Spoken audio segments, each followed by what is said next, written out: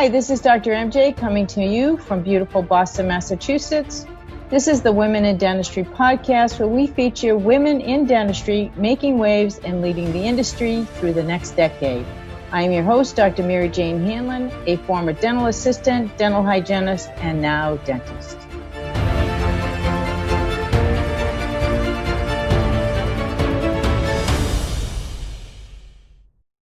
In 2014, Debora Carrier developed and patented temperature-regulating, moisture-wicking antimicrobial uniforms and founded Twice as Nice Uniforms. In addition to her many years of working as a dental hygienist, she was also a high-fashion model. She took her experience and love of fashion to New York City, where she worked with and learned from industry experts about fabrics, fit, and manufacturing process before setting out to create a new, stylish, technologically advanced approach to medical and dental apparel that is safe, professional, and comfortable.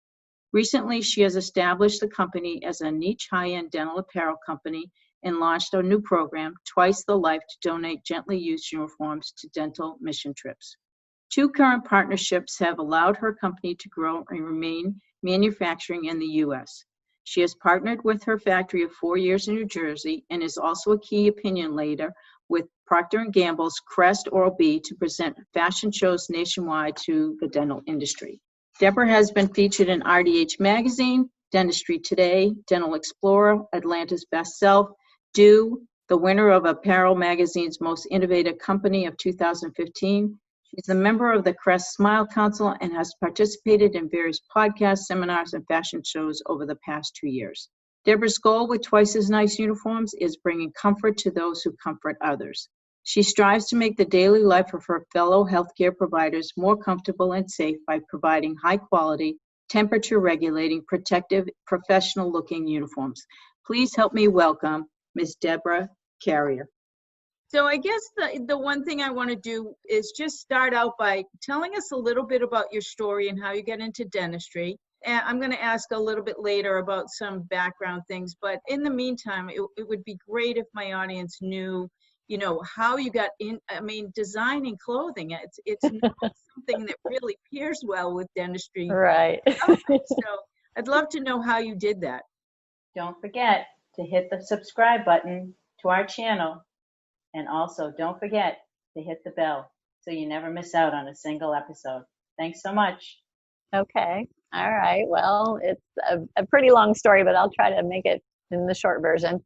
So yes, I went to hygiene school right straight from high school, and I became the treasurer of my hygiene class. And one of the things I had to do was to do some kind of fundraiser. And I decided I would do a fashion show. So I partnered with the local mall, and we did a fashion show, and all the other students that were in the hygiene program were my models. And I modeled in the show as well. And there was a scout in the audience that day, which I didn't know about, and they recruited me to start modeling professionally. Wow. So my modeling career started at the same time my dental hygiene career started. I did both, hand in hand a little bit. Mm-hmm. And when I got out of hygiene school, there was a big surplus of hygienists. I went to school in Chicago, and there was a big surplus of hygienists, and only a couple of us got full-time jobs right away, and I was lucky to be one of those. And I worked in a group practice where there were 3 other hygienists that were very well seasoned, wonderful, fantastic hygienists. And so, of course, I was a little intimidated by that. But after the first 6 months, I noticed that the patients were asking to be put on my schedule. And I couldn't understand why, but every month the doctor gave us what he called the top banana awards. And they were for, being the most efficient or, whatever it was. And I always got the best dressed award. And so I started looking around the office, and I realized that I really looked professional and really looked like I knew what I was doing compared to some of the other hygienists who were just as good or probably better hygienists than I was at that point. But, they came dressed sloppily and, and in big baggy scrubs and, didn't carry themselves as well. So, And then as my career moved along, I had other instances where it really hit home to me that dressing professionally was so important. Then I was still modeling. So I always had that, that interest in fashion. And so then it just kind of rocked along for a long time. And I did hygiene full-time, part-time, temporary, all different things along the road. And then 5 years ago, I was working full-time, and I walked out to get in my car to drive home. And I thought, how much time did I spend battling the thermostat with the dental assistant today? And that's the number one conflict in the dental office between employees is the thermostat. And typically everybody up front's freezing, there's space heaters going, they've got fleece jackets on, they look terrible. And in the back, people are burning up, there's fans going, you know, people aren't wearing their PPEs because they were too hot. And I was just like, no, we can't do this anymore. And I said, I know there's technology in fabric, there's gotta be something I can do about this. And of course I knew nothing. I mean, I had that little bit of fashion background, so I knew style. And I knew the dental office, but I just jumped in with both feet, and I just started asking questions and getting prototypes together, and went off to New York. I went to a fabric show, knowing nothing at that point, and started asking questions. I said, I need a pattern maker, and I got connected with somebody that was a fit specialist. So I started talking to her about what I wanted to do, and she was just as passionate about it as I was, of changing how scrubs looked. And that's pretty much how it started. And then I went out and raised money and found a factory in New Jersey, and here we are. Oh my gosh, that is an unbelievable story. But two things caught my attention. One is, and I want you to elaborate a little bit more on this, is your bravery, because this is not right. You know, I have a very strong entrepreneurial spirit, always have. Mm-hmm. But this is not a small undertaking. My sister is actually a designer, and I know what it's like to see her go through prototypes and selecting fabrics and all of that sort of stuff, and then selling it on top of it. Right. So a whole bunch of questions. So obviously you were really brave. And so where does that come from? I've always been that way. I've always been a self-starter. I've always been a problem solver, and I just really have never had fear.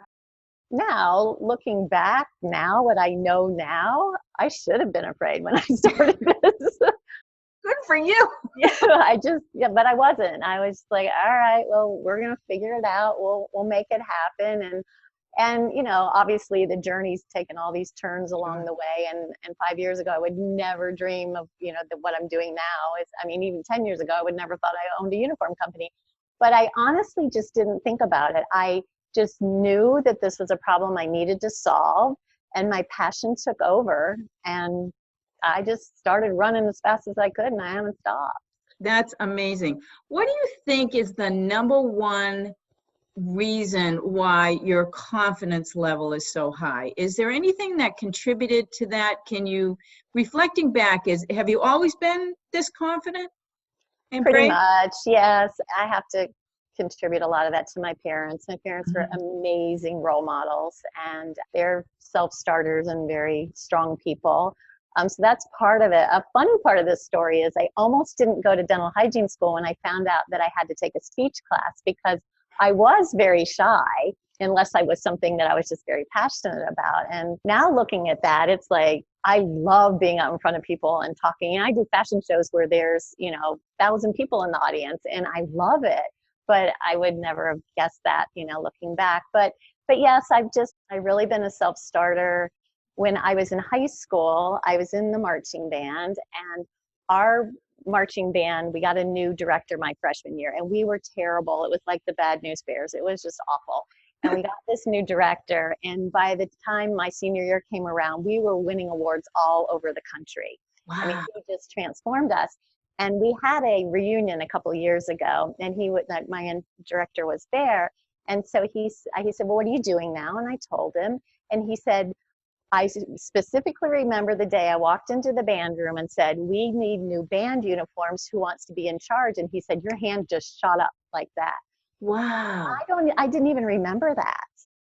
And then once he said that, I thought, yeah, I do remember. I went to the fabric store, I picked out patterns, I picked out fabric, I got all these moms together to sew stuff. And so you've had it in you your whole life, and you just didn't remember. Wow. Exactly. Yeah. Fascinating. That is exciting. Now, do you practice clinical hygiene anymore? I do. I still work 4 hours a month. And I really don't have time to do that, but I still love being a hygienist. And every month when those 4 hours roll around, the night before, I'm thinking, why am I still doing this? I don't have time to do this. But then I get there and it's like being on vacation because I can't answer my phone. I can't check my email, and I can just zero in on these patients. And these are patients I've been seeing for 30 years. Oh, And, sure. you know, we all know how that is. They're our family. And it just is time to, and I also think that it's super important to my customers that I'm still, you know, in dentistry, because I can keep a pulse on, especially now with what's going on right now. Oh my goodness. All our infection control getting ready to change or whatever we're going to do.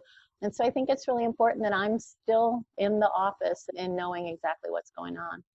Well, interesting that you bring that up, because obviously it's having, COVID-19 is having a huge impact on our entire world, not just our industry. Our whole world has really been somewhat crippled from all of this.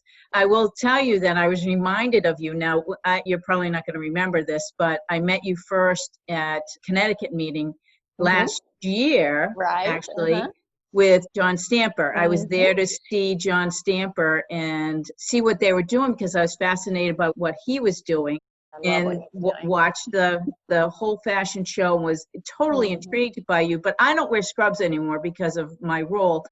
But I will say that I am going down the path that everybody has to wear scrubs at the school now. And we are not going to allow anyone to come in their scrubs or go home in their scrubs. Right.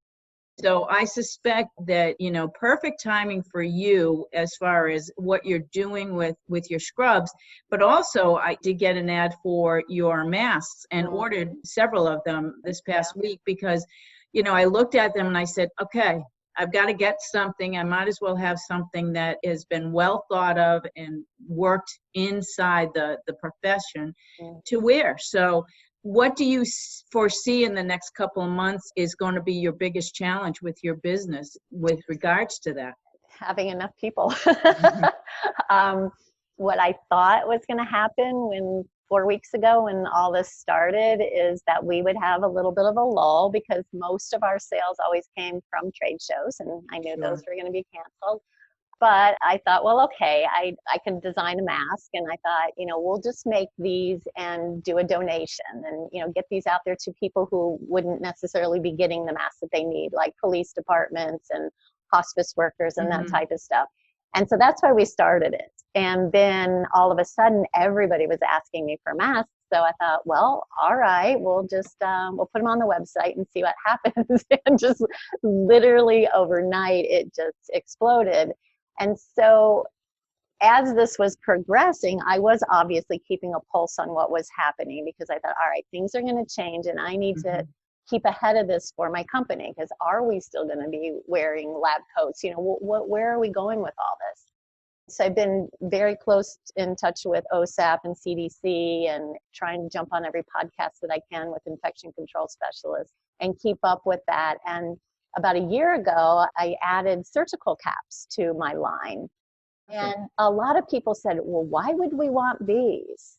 And now the orders are just flying in. So I do know that, I mean, right now they're saying a shield with either a surgical mask or an N95 and a surgical, well, they're not saying a surgical cap, but most people are adding a surgical cap to that. And then either the same lab coat that we've been wearing or some kind of surgical gown. So I am in the process of designing a face shield as well as a surgical gown that goes with the message that we've always stood for at Twice as Nice. It's always been about comfort, professionalism, and safety.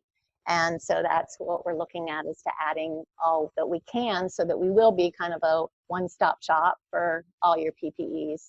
That's great. What a great vision to have.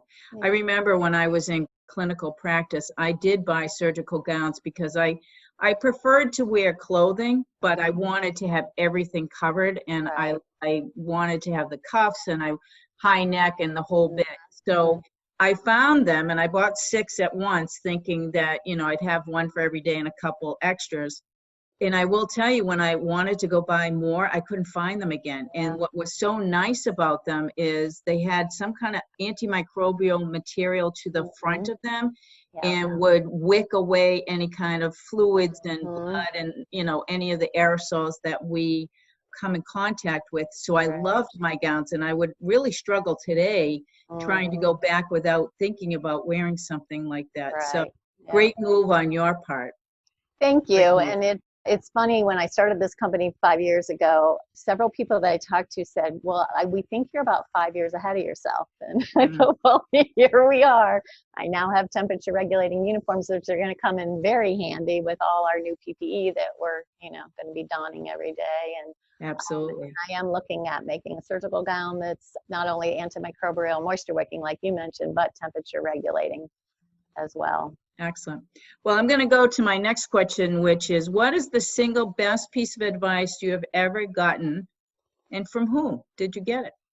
So right when I started Twice as Nice Uniforms, I literally bumped into a gentleman and we started a conversation, and I started telling him about my idea of making these uniforms. And it turned out that he was on the board of the Atlanta Technology Angels. So he was very interested in what I was doing because they invested in people like me. Wow. And so he became one of my mentors immediately, and now he's one of my partners. And he said to me, he said, just surround yourself with as many people as you can who know different things that you don't know. And that's what I did from day one, because I didn't really understand the whole financial end of starting a manufacturing clothing and setting up a website and all that stuff. So that's what I did. I immediately went out and just started talking to the whole world and finding out who was the expert in this, that, and the other thing. And that's what I did. Oh my gosh, that's fabulous. I say all the time, nothing is by coincidence. Everything is synchronicity in I this agree. universe. And there was no other reason for you to be bumping into that person Right. other than you were supposed to meet each other. So that's fabulous. Exactly. So is there anyone in dentistry today that inspires you? Like, who inspires you the most? Oh my gosh. So I get asked that question a lot. And Mm. I mean, like 100 people come to mind at once. And Who's for the first one different that came to mind today? Linda Miles, Yeah. Tanya Lane Thayer. I mean, I could go on and on and on. There are so many different people that have helped me in so many different aspects of this. But I think, like, really, if I sit back and think about that question, it's just everybody in dentistry. From the day I started this company, I just felt like it was such a big welcoming family.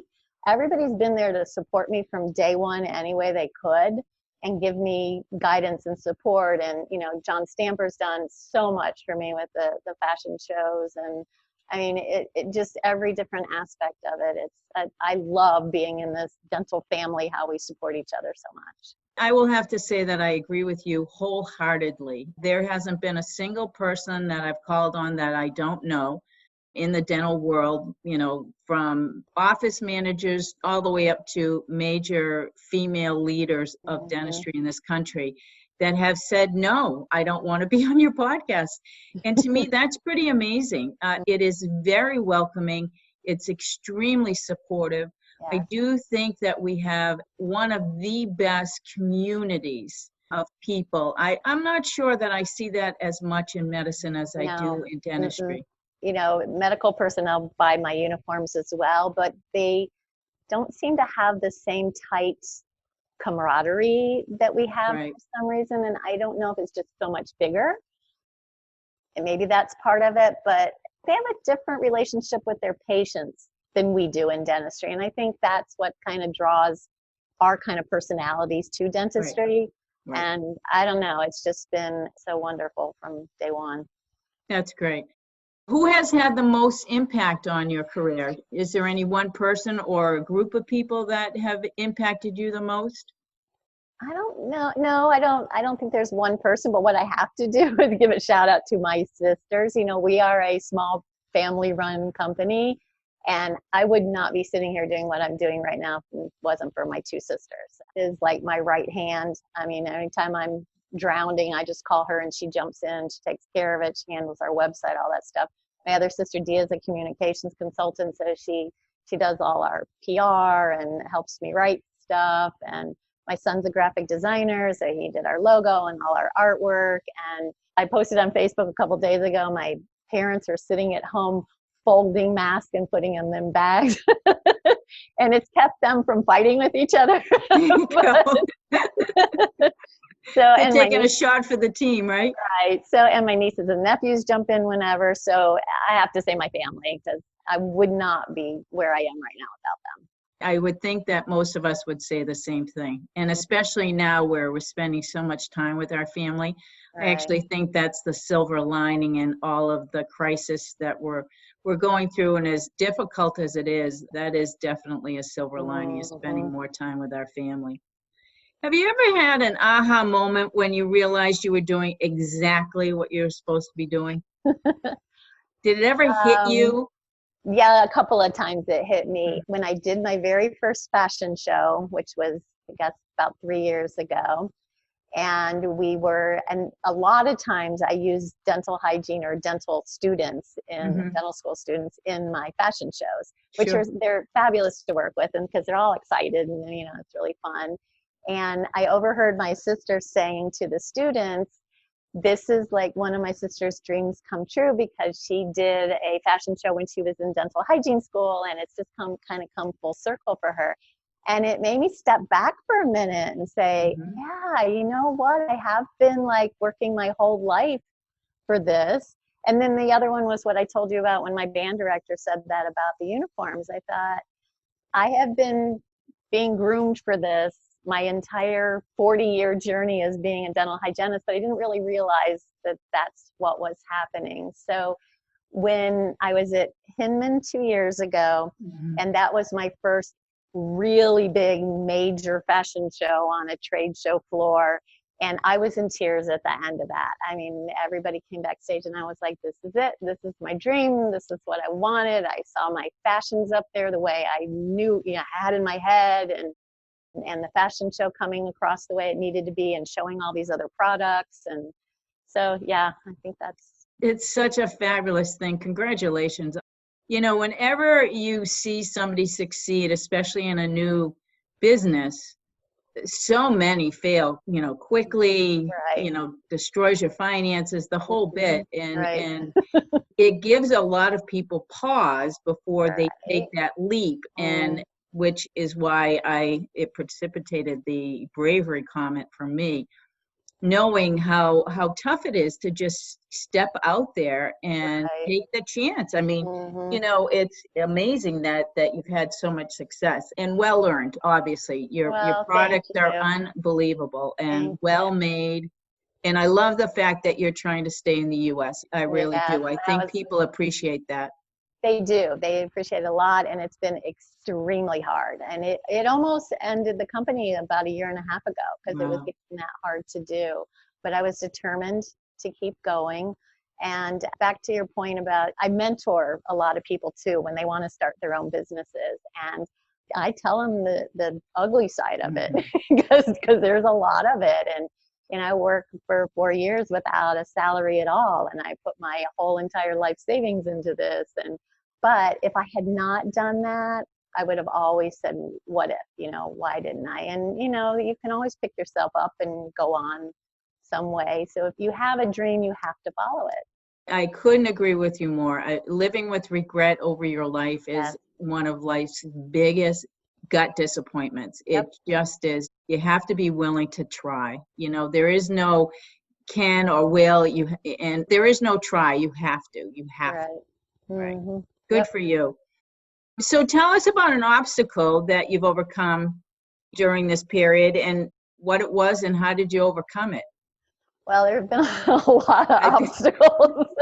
I know, silly question, right? Right. Sorry. So the biggest obstacle lately, and it still is an obstacle, is fabric. Right before this crisis hit, fabric was getting harder and harder to get. I get some Tell fabric. us a little bit about that. Why is it getting harder to get? Well, because most of it comes from overseas. Like, I get fabric in North Carolina and I get fabric from Los Angeles, but different components to make all that come from other countries. And with trade agreements changing and stuff, it was becoming harder and more expensive for them to get it. So, of course, then it was making it harder and harder for me and more expensive for me at the same time. And my fabric is very specialized. And that's what makes us stand out from other people. So it wasn't like I could just keep calling people and, find fabric. So just as this whole crisis was starting, I was reaching out and trying to find other people to get fabric from. But my person in LA just called me out of the blue, and he's like, we just happen to have a lot of your fabric here. What do you want to do? And I really didn't have as much money as I needed to buy it all, but I said, just ship it. We got to get it like right now. And literally we were the last shipment out of the warehouse before they closed it down for the crisis, and they're still closed down. So they got that there, and then we pivoted and started doing this mask thing, which I wasn't planning on doing. And we had some fabric at the factory for that. That was the perfect stuff. And then my other fabric, the antimicrobial one that we're putting on the inside of the mask, I get from North Carolina, and they had just closed their factory down. And I had 2 days before they closed it, I had ordered a bunch of fabric. So we got that, but now what's happening is raw materials all over the United States are almost impossible to find. Like elastic, you just cannot find because everybody's making masks. Making masks, right? Yeah, so we've had to lock our factory doors 24/7 because people are trying to break into our factory, steal our fabric, steal our masks, steal our ideas. I mean, it's the craziest thing I've ever seen, because usually we just leave the doors open and people come in and out. So the biggest obstacle was the fabric and staying made in the USA, because the pricing is not cheap. I mean, my margins are not what they would be if I made this stuff in China and brought it over here. But I am so grateful that I'm made in the United States now, especially with what's going on. And that's been, what I've been preaching from day one is, why were we letting all these other countries produce our essentials? And now here we are, we're in a bind that we shouldn't be in. So it's interesting that you brought up the supply chain, because supply chain issues for businesses in general are huge issues from major companies. And not that you and I in dental offices really feel that pinch, but in major corporations, they have been feeling this for quite some time. I know that it's a huge concern from a consumer standpoint, because they do have to pass on the expense to the consumer. So, even though we are not making any money now, everything is going to be 10 times more expensive when we do get back up and running. Yep. And don't even get me started on shipping. So tell us your issues about shipping. Obviously. We've had everything from 2 years ago at Christmas, we had 40 orders go completely missing. And we found them sitting in a post office in New Jersey, which was not even the post office where they were sent from, 4 weeks later. And and I was on the phone with FedEx earlier today, because they're supposed to be picking stuff up at my factory, which they do every day. And today they just said, well, we couldn't get in because they weren't there, which is completely not true. And it's just, things like that. And especially right now, people are ordering the mask, and we try to get them out within a day or two, because I know people need them. Right. And they go into this, I don't know. Yes. And we don't know what to do. It's just like tracking just stops, and, there's nothing going on. And so the minute anything with shipping comes up, I just feel my blood pressure go up, and it's just like, oh, well, okay. So let's go to your personal side a little bit. Tell us how you relax. We know this is obviously a very stressful time for everyone, but I'm sure it's stressful too for you as a company owner, CEO of a company. What do you do to relax and spend your spare time, whatever spare time? Yeah, right. Well, yes, I have had no spare time. Yesterday, I started thinking about it, and I thought, I have not stopped or taken any time off in 4 weeks since this started. And somebody emailed me about something they wanted to talk about, and I just wrote back and I said, I have to take 4 hours off. I'm sorry, I'll call you tomorrow. So I did that, and today I'm going to try. I love to kayak, and that calms me down, and so I'm going to try my darndest to just take an hour and go get in the kayak. I've been drinking a lot more wine. I was talking to my factory guy and I said, I think these masks are making me drink more. And he said, well, as long as it's just a glass every night, that's okay, Deb. And I said, well, it's more than a glass. I know one can lead to two, they can lead to, Yeah, all of a sudden, and then all of a sudden the bottle's gone. I know. And I'm like, whoa. So yeah, but when this isn't going on, I love to be outdoors. So I like to hike and, like I said, kayak, and I love to travel when I can. When you can. Right. We'll get back there. All right. Do you have a guilty pleasure or a secret dream that you'd like to share? Not really. I mean, I love to work. I'm a workaholic, so I guess that's probably my guilty pleasure because it gets frustrating to other people sometimes, especially my family. And my big dream I'd totally forgotten about this. When I started my company, I took a picture of the lavender fields in France. And I said, someday I'm going to have a little cottage in some little town in France and ride my bicycle to the market. So we'll Sounds see. heavenly. Sounds heavenly. Having been to the French market, my daughter skated when she was younger, and we used to go to Rouen all the time. We spent 9 trips there, and the outdoor market in downtown Rouen was unbelievable. My mouth waters even thinking about it. I know. Just every day, just run out and, grab some food and wine and cheese and take it home. And so that's my dream. Good for you. So tell us how you do balance, because many of the women in the audience obviously are balancing dentistry and children and husbands and dual careers, and who stays home with the sick child and who goes to work. Even my daughter with my grandson deals with the same thing all the time. So, how did you manage that through all of this? Well, I was lucky in that when I started Twice as Nice Uniforms, my son was already grown and gone, and I'm single. So that, looking back on the mom that I was a total hands-on mother. I could not be doing what I'm doing right now. However, I did start another company 20 years ago when Jordan was growing up, and I started with my sister, and I just made sure that every night I made dinner, the family sat down together, there was no ifs, ands, or buts about that. It just, that would happen, and everything you could put off for later. And I don't know, I think that for people that are juggling all that, you have to have an amazing family support system. I agree. And I was lucky in that respect too, because my parents lived 3 miles from us, and so did one of my sisters. So we were there for each other when kids would get sick or, whatever. So you have to have a really good, reliable support system. And then sometimes you just have to let stuff go. That was easy for me to say then. I'm not doing it now, so I need to listen to myself. But it'll still be there tomorrow. So, and family is the most important thing, because those children grow up so fast and you'll miss that time, and don't be absent. I made sure I was at every single solitary thing Jordan did, from piano lessons to Boy Scouts to whatever. And so was his dad, and I wouldn't trade that for anything. I totally agree with you. Having survived dental school with my 5-year-old daughter, I can tell you it was a huge balancing act. I can't even imagine. It was in-laws and parents and girlfriends, and we survived. So it was good.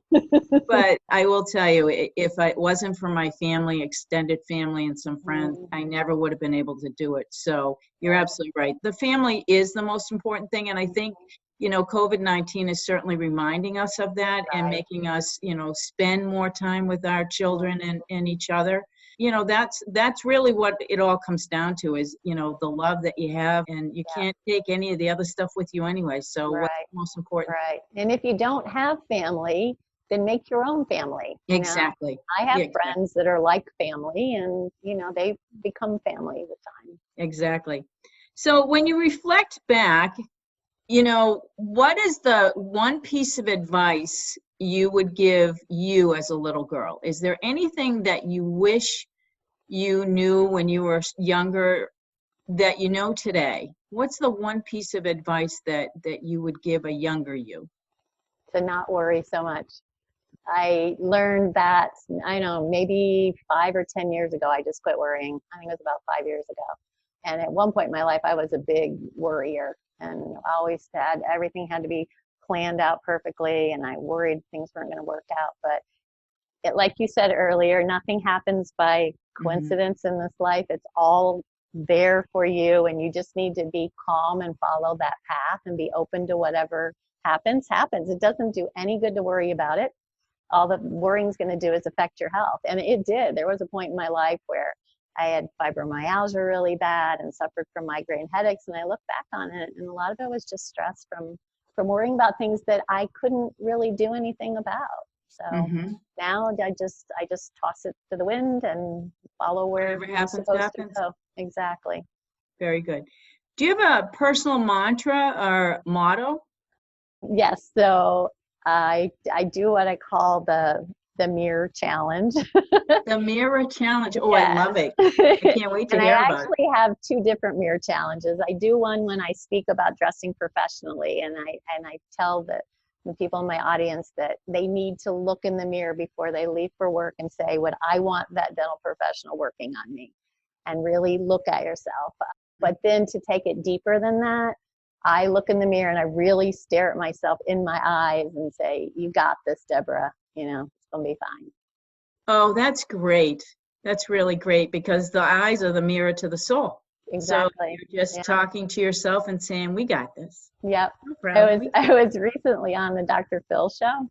And, wow, good for you. Yeah, I've been on the Doctors and a couple episodes of the Doctors, and then I was on Dr. Phil, and these all happened really fast. And I had these scripts that I had to memorize quickly, and one of them, well, Dr. Phil, I found out at the last minute, and I was in the middle of Chicago midwinter. I literally flew to Chicago, set up my booth, flew out to LA, filmed it, and came back within like a 4-hour period. And I didn't sleep.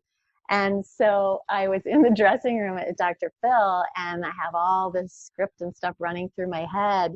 And I had to like get right up in the mirror in my dressing room by myself and just look at myself and you can do this, Debora, you can do it.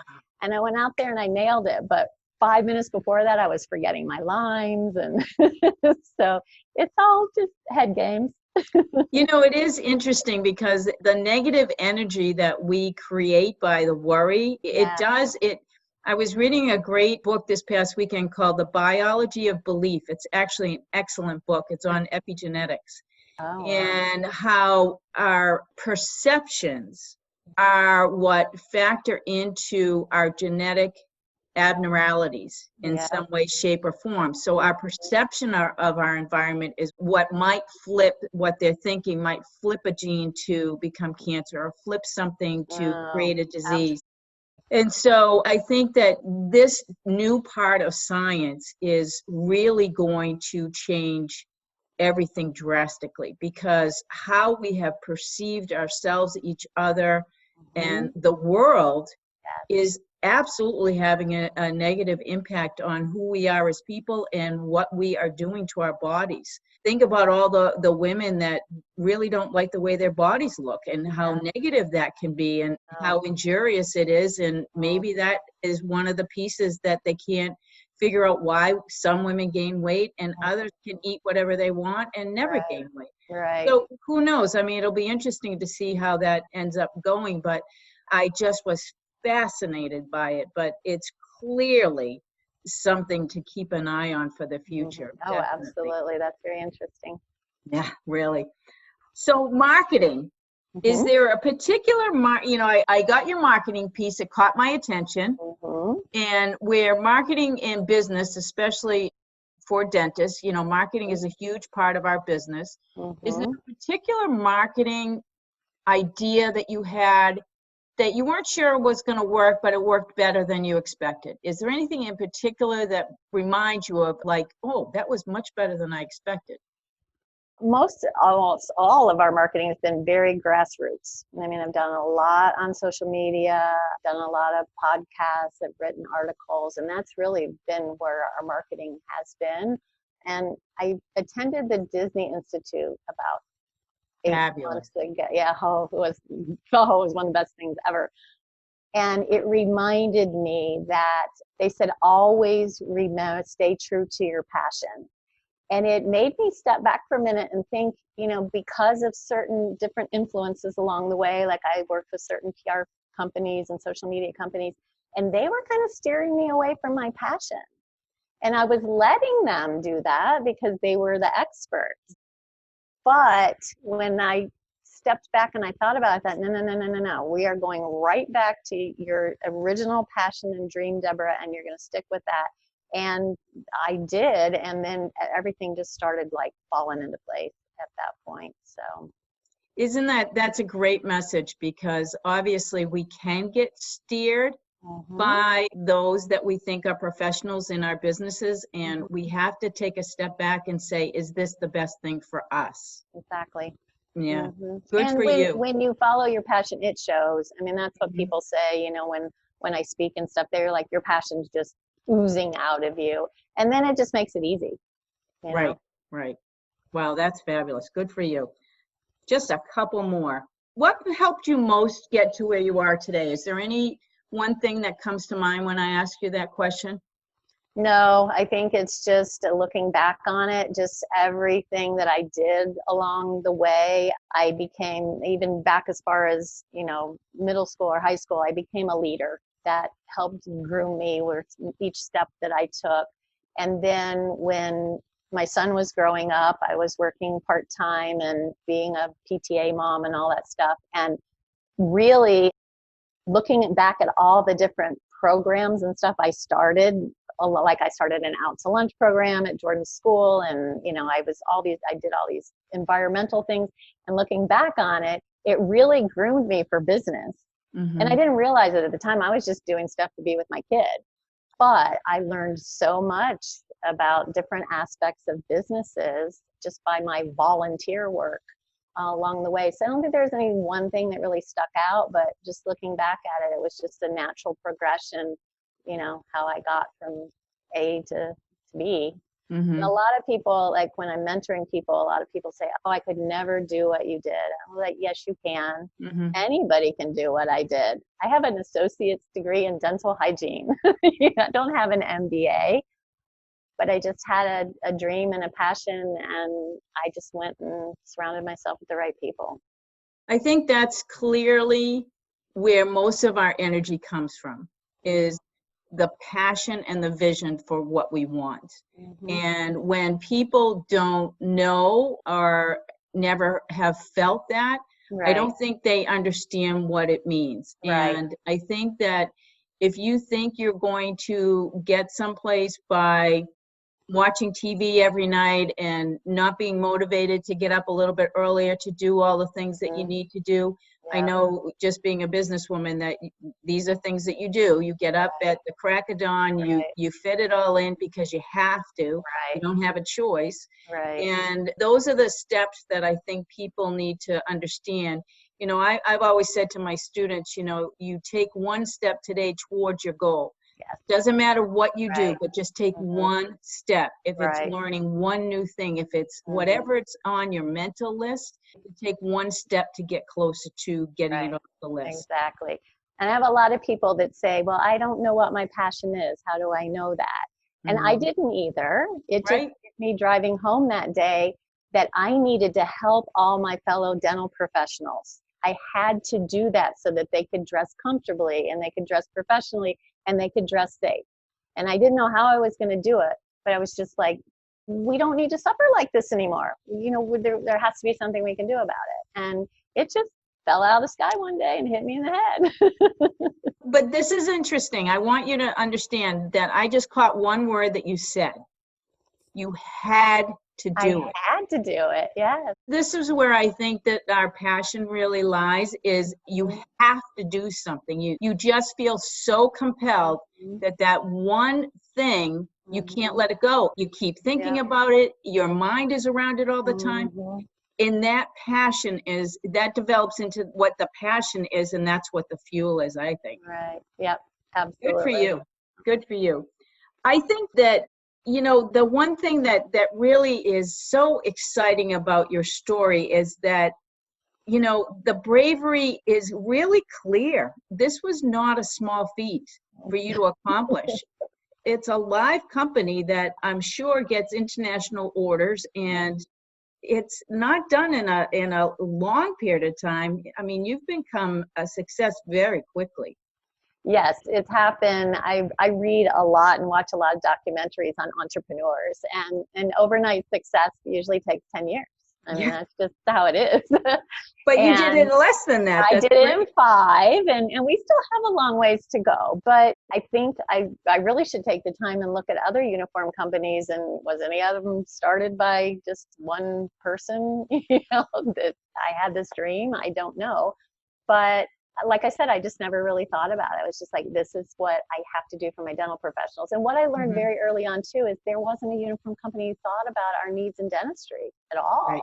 They always think about medicine and not us. And rightly so. I mean, their medicine's way bigger, and that's where the money is. But I thought, no. And sometimes I'll have people say to me, well, why aren't you selling in other markets? And I said, well, it's not that I'm not selling in those other markets, but dentistry, those are my people. And right now, that's how big our sales team is, that we can just handle dentistry. But I'm fine staying in my nice little niche of dentistry and being able to get what we do need for dentistry, you know, done, because the other uniform companies aren't going to think about that. So I don't want to start catering to everybody else and lose that passion. Right. Well, I have enjoyed having you on the show and our conversations immensely. And I can't thank you enough. I know how busy you are, and I know it's crazy right now. So this was really actually relaxing. Thank you. Oh, good. It's relaxing to just talk. I know. Right. But I really appreciate your time. So just in case anybody really wants to get in touch with you, please tell us your website and your Facebook page and Instagram. I think those are the 3 things. Yeah, so it's twiceasniceuniforms.com, and all the information's on the website. There's an 800 number as well. And then, yes, we're on Facebook, we're on Instagram, we're on LinkedIn, I think we're on Twitter. You can find us pretty much anywhere. And the best thing to do right now, because I am starting to add a bunch more products, is go on our website and sign up for the newsletter, and then we will keep you apprised as things come along. Yep. Yeah, I'm sure that people, you know, I know just from the leadership role that I have at the Dental Society that people are just chomping at the bit to get back to work. Oh, yeah. Obviously, we can't go back until it's safe. Thank you so much for listening to the Women in Dentistry podcast with Dr. MJ Hanlon. You're ready to, if you like our show and want to know more about us, check out our website, thewomenindentistry.com, or please leave us a review on iTunes. That's great. Join us for our next episode as we bring you another amazing woman leading the way for the next generation. Having a conversation with you. Enjoy the rest of your day and try to get out in that